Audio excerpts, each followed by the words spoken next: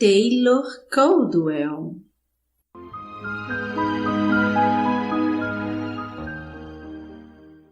Médico de homens e de almas.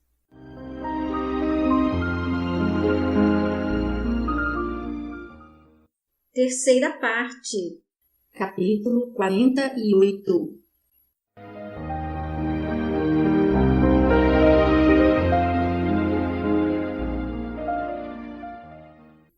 As faces dele estavam coradas pela afronta. Ah, disse Antipas, isto é excelente. Já tivemos bastantes milagreiros na Judéia, ou charlatães. Confio em que não estás aqui para incitar o povo, ou para proclamar que trazes uma única missão de Deus. Estou aqui apenas para descobrir a verdade e registrá-la, disse Lucano, encolerizado. Pilatos começou a sorrir. Filipe ouvia, com a taça de vinho junto aos lábios. Apenas o olhar estava alerta, brilhando sobre Lucano. Eu aqui estou pronto para manter a paz e a ordem entre meu povo, disse Antipas. Serei impiedoso para com os desordeiros. Seus olhos rebrilhavam, ameaçadores. Estas azeitonas judaicas são deliciosas. Se posso dizer isto em minha própria mesa, falou Pilatos. Que é isso, Lucano? Pareces ter pouco apetite. Meu cozinheiro é excelente, e o leitãozinho assado está ótimo. Talvez nosso digno visitante não goste de carne de porco, falou Antipas com um sorriso maldoso. Lucano recusou-se a responder àquela agulhada e permitiu que a jovem escrava o servisse de um pouco de leitão. Começava a cogitar na razão de se mostrar Antipas tão evidentemente agitado e irritável.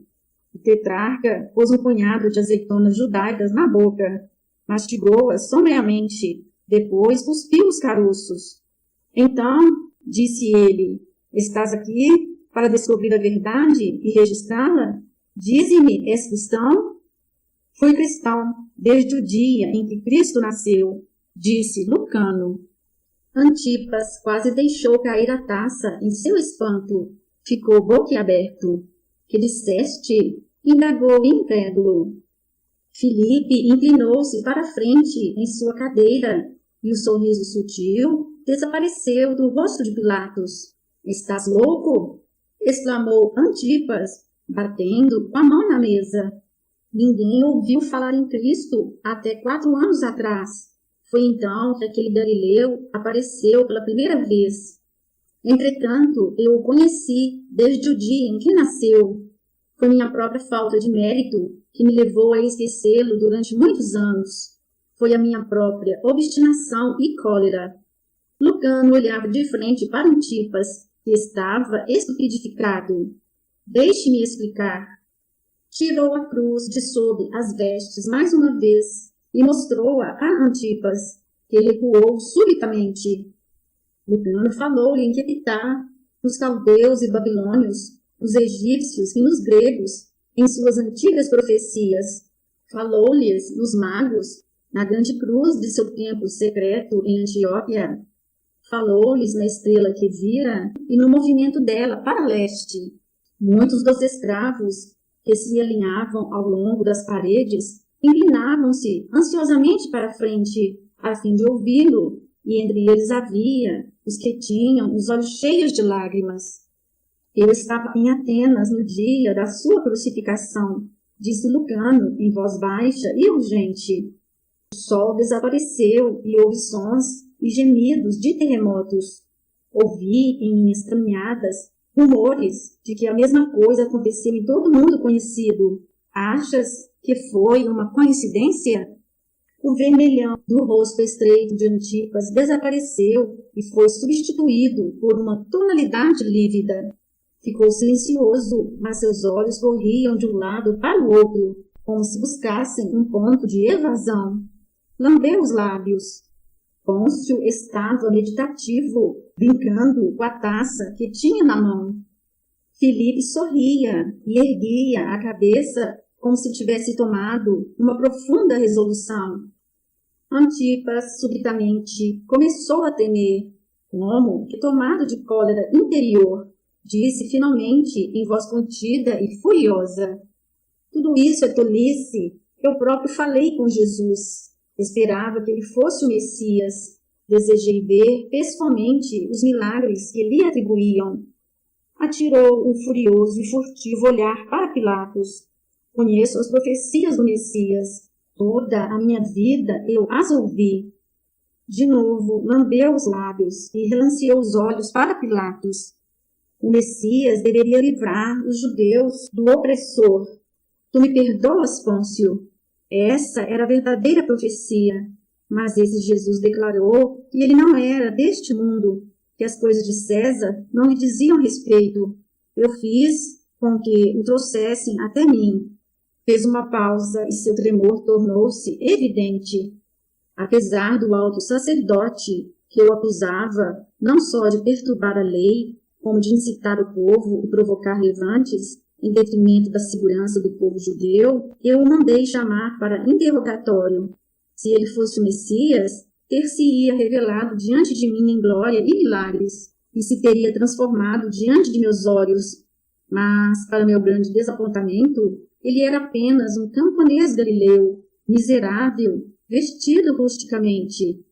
Fiz-lhe perguntas, implorei-lhe que se revelasse se era o verdadeiro Messias. Mas ele ficou em pé diante de mim, em silêncio, e nada respondeu. Eu, o tetrarca de Jerusalém, só ficou a olhar para mim, como se não me tivesse ouvido.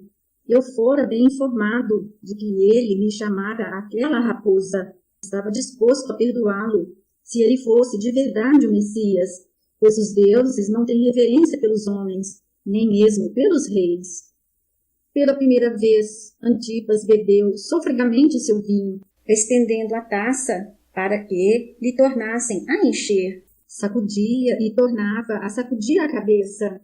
O miserável Galileu, a imprudência dele, asseverando ser o Messias de todos os tempos, ali estava, o sol fixava os olhos em mim, sem responder. Por que não me respondeu? Falava bastante entre seus seguidores e ante o povo. Cheguei a uma conclusão apenas. Diante da majestade da autoridade e cheio de medo, ele não podia falar. Perdera a língua.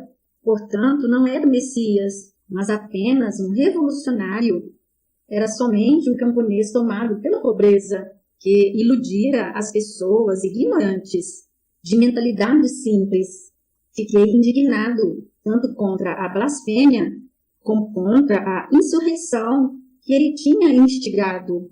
E disse-lhe, portanto, não és o Messias, és uma falsidade, um mentiroso. Não posso descrever minha cólera e meu desapontamento e aquele seu olhar fixo em mim. Assim, o entreguei à justiça e, para zombar de suas pretensões, atirei-lhe sobre os ombros um manto vistoso e mandei-o embora. Filipe falou. Também te encolerizaste contra o chamado João Batista. Ele censurou-te por causa de tua esposa Herodíades. Permitiste sua morte a pedido de tua mulher. Os olhos dos irmãos chocaram-se visivelmente, como espadas que se cruzassem. Então Antipas olhou para o irmão com ódio e disse: Não sejas ambicioso. Eu sou tetrarca de Jerusalém e o amigo de Pôncio Pilatos. Filipe ergueu os ombros. Falas dos que são crédulos. No entanto, pensaste que João era Elias renascido. Antipas virou-lhe o rosto e dirigiu seu olhar avermelhado e malévolo para Lucano. Portanto, devo advertir-te, embora sejas hóspede de meu querido amigo Pôncio Pilatos e cidadão romano, que não permitirei mais desordem entre meu povo, nem mais incitamento. Procura a verdade, se assim o queres, mas não entre os ignorantes e os iludidos. Falei-te a verdade, contenta-te com ela. Não há nada mais louvável do que a franqueza, falou Pilatos sorrindo.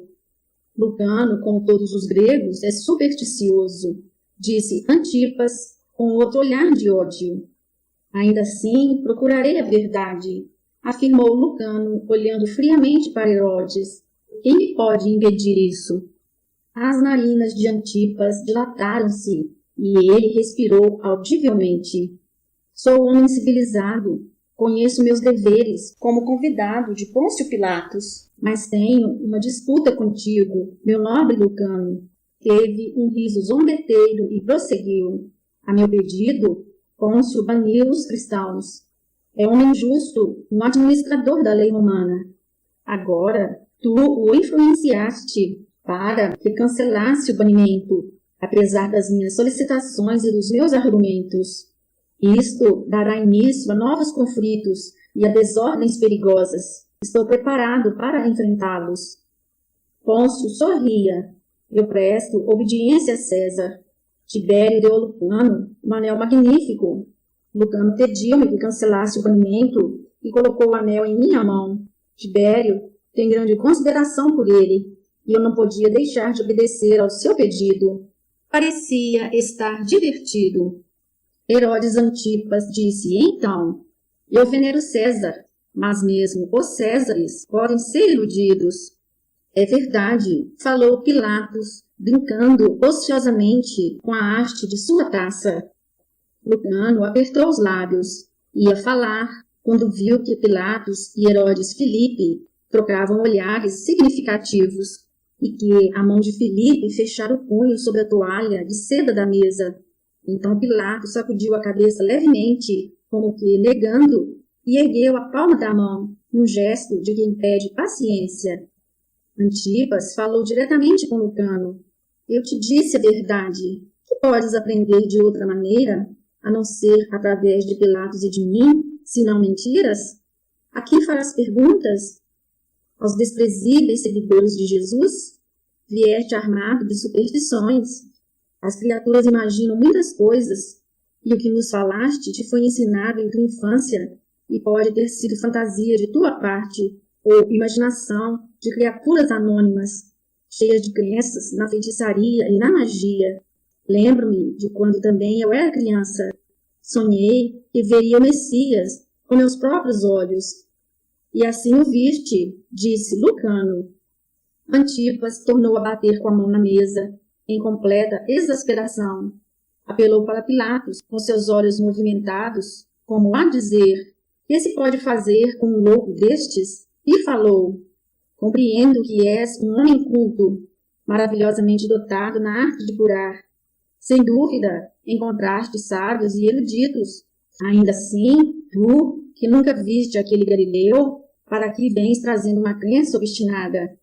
Verdadeiramente, isso é demais, para que eu suporte um homem de inteligência. Voltou-se para Pilatos. Suplico-te que restabeleças o banimento contra os que se dizem cristãos, em nome da paz do império, em nome de César. Não tinha alternativa, disse Pilatos, calmamente, abrindo as mãos num gesto de quem se rende. Havia o anel de Tibério. A significação do anel é de que o possuidor pode usar o nome de César, como se fosse o próprio César a falar. Compreendes isso, meu querido Antipas? Antipas pensou no caso, seus pequenos dentes amarelados mordendo o lábio inferior. Os olhos faiscavam, aprofundavam-se, reluziam. Finalmente, falou com Lucano, num tom modificado, suplicante. Perdoa-me, se parecia ameaçar-te. Tenta compreender. Ouvi dizer que amas profundamente o povo judeu. Desejas que esses conflitos e desordens voltem, com eles a morte dos inocentes? Desejas ver a mão de Roma descer com violência sobre esta pequena região, que suportou tanto, sofreu tanto? Que tens a ver com Israel, para que assim a destruas? Não vim destruir, disse Lucano, vim apenas em busca da verdade. Sim, sim, falou Antipas impaciente. Eu não estava falando disso, mas quando conseguiste que Pôncio Pilatos cancelasse o banimento dos ignorantes e desordeiros cristãos, que têm considerável violência e fanatismo, abriste, outra vez, a porta dos transtornos desesperadores. Os judeus são povo amigo de discussões que combatem-se mutuamente por uma interpretação da lei. Discordam furiosamente. O banimento espalhou os cristãos e os manteve separados, evitando que discutissem com seus companheiros judeus. Agora aparecerão de novo e estará tudo perdido. Espero que não, disse Lucano sério. Seguramente ele é um homem de paz. Com o tempo, seus seguidores compreenderão isso. Não, disse Antipas, tu não conheces os judeus. Então Filipe falou. Nem tu, disse calmamente. Não foste amigo de teu povo, foste um inimigo. Um grande silêncio pairou sobre a mesa. Todos ficaram parados como estátuas. Antipas olhava apenas para o irmão, e Lucano e Pilatos olhavam apenas para ambos. Então, depois de um longo momento, Antipas disse baixinho: Filipe, tu ousas falar assim comigo? Sim, ouso, disse Filipe em voz suave. És um homem pequeno, mau. Digo-te isto em plena face. Não tens estatura, nem honestidade, nem dignidade, nem presença. E fixava os olhos em seu meio-irmão com aversão. Antipas explodiu numa gargalhada, atirando a barba para cima. Oh! Exclamou. Ele não me perdoou por lhe ter tomado sua esposa Herodíades. Insultaste-me em presença de meu amigo, mas eu te perdoo tua falta de compostura. Chamaste-me pequeno. Se fosses de maior estatura, eu não poderia ter arrebatado de ti a tua esposa. Quem é, portanto, o homem maior? Seus olhos dançavam sobre Filipe, zombeteiros e malignos. Os lábios do outro ficaram lívidos, mas ele falou em voz baixa. Não te tenho ódio por causa de Herodíades. Se eu a amasse e se ela me amasse, não terias possibilidade de seduzi-la. Não me sinto diminuído, porque ninguém pode diminuir outro homem sem consentimento dele. Falas de compostura. És tu que não a tens. Lucano estava embaraçado. Não se habituara a tão crua discussão, a tais insultos, especialmente entre homens aparentados. Então Pilatos interveio, falando agradavelmente. Tu erraste, Antipas, quando procuraste uma coroa. Ninguém procura uma coroa com César. Estás em más graças com ele. Ainda hoje recebi uma carta dele, sugerindo que te removesse discreta e espontaneamente. César nem sempre sugere, e sim ordena. Por que esperar uma ordem? Antipas ficou tão branco quanto a morte, e sua barba ruiva fez-se destacada contra a coloração estranha que tomou sua carne. Estás gracejando, sussurrou. Não, falou Pilatos ainda agradavelmente. César olha com simpatia para teu irmão. Bebericou algum vinho, enquanto Antipas agarrava-se à beirada da mesa e inclinava-se para ele, arquejante. Chamei-vos aqui esta noite para contar-vos isso, a ti e a Filipe. Tens tua Herodíades, tens tua fabulosa fortuna. Sugiro, portanto, que deixes a Judéia. Será mais agradável para todos. Lucano quase teve compaixão do desesperado Antipas e desviou os olhos. A humilhação não devia ter sido infligida diante de um estranho como ele. Eu apelarei para Agripa, disse Antipas em voz inchada e confusa. Não o faças, advirto-te. Tua atitude não será bem vista. Pensei que fosses meu amigo, Pôncio. É como teu amigo que te transmito esta mensagem. Se fosse teu inimigo, mandaria uma ordem peremptória e te removeria publicamente diante dos rostos zombeteiros de teu povo.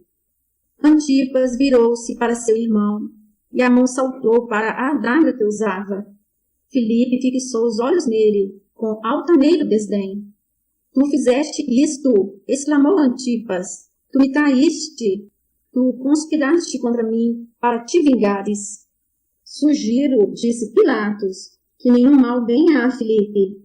Na verdade, designei meu oficial-chefe Plócio para guardar a casa de Filipe, no caso de seres indiscreto bastante para violar os desejos de Tibério, fazer com que a Filipe aconteça um acidente.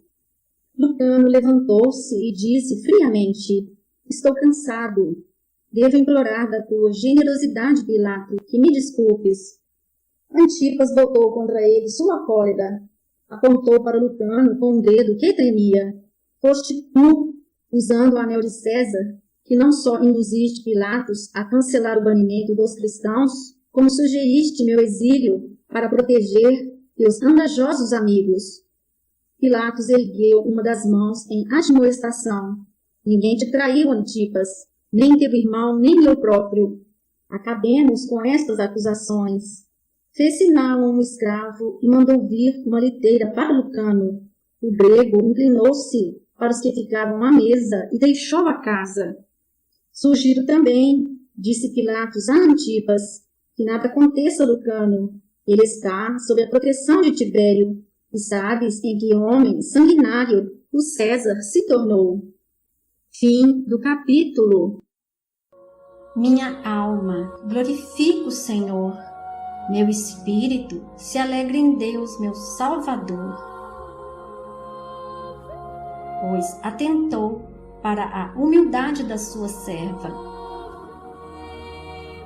De agora em diante, todas as gerações me chamarão bem-aventurada.